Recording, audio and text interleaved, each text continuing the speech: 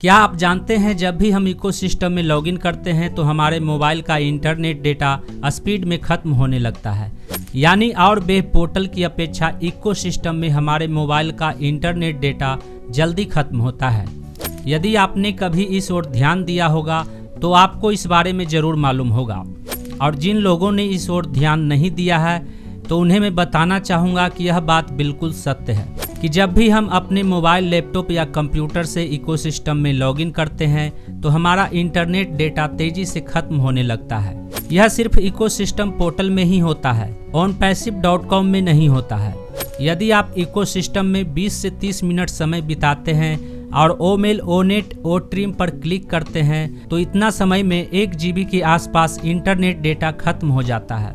इस बात को ऑनपैसिव सपोर्ट टीम ने भी स्वीकार किया है। तो सवाल यह उत्पन्न हो रहा है कि आखिर इकोसिस्टम में इतना जल्दी इतना अधिक इंटरनेट डेटा खत्म क्यों होता है। इसका मुख्य कारण है इकोसिस्टम में डेटा का अधिक लोड।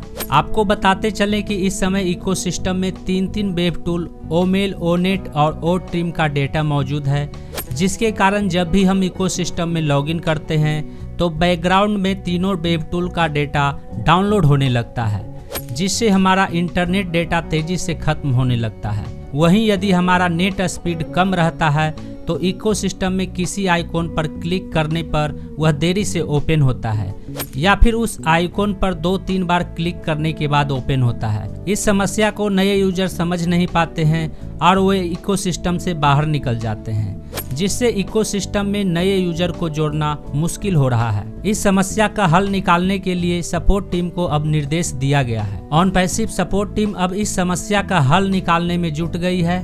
इकोसिस्टम से तीनों वेब टूल को अलग अलग करने के बाद इस समस्या को कम किया जा सकता है। वहीं ओ कनेक्ट को भी अलग से 4 टूल में लॉन्च किया गया है, जिसमें mobile application, mobile browser, window software और विंडो ब्राउजर शामिल है, जिससे नए यूजर को ओ कनेक्ट इस्तेमाल करने में ज़्यादा परेशानी नहीं होगा। वे इन चारों टूल में से किसी के द्वारा भी जुड़ सकते हैं। यदि हम मोबाइल में ओ कनेक्ट को इस्तेमाल करेंगे तो हमें मोबाइल एप्लीकेशन या मोबाइल ब्राउजर के द्वारा जुड़ना होगा, और यदि हम पीसी में ओ कनेक्ट को इस्तेमाल करेंगे तो हमें विंडो सॉफ्टवेयर या विंडो ब्राउजर के द्वारा जुड़ना होगा।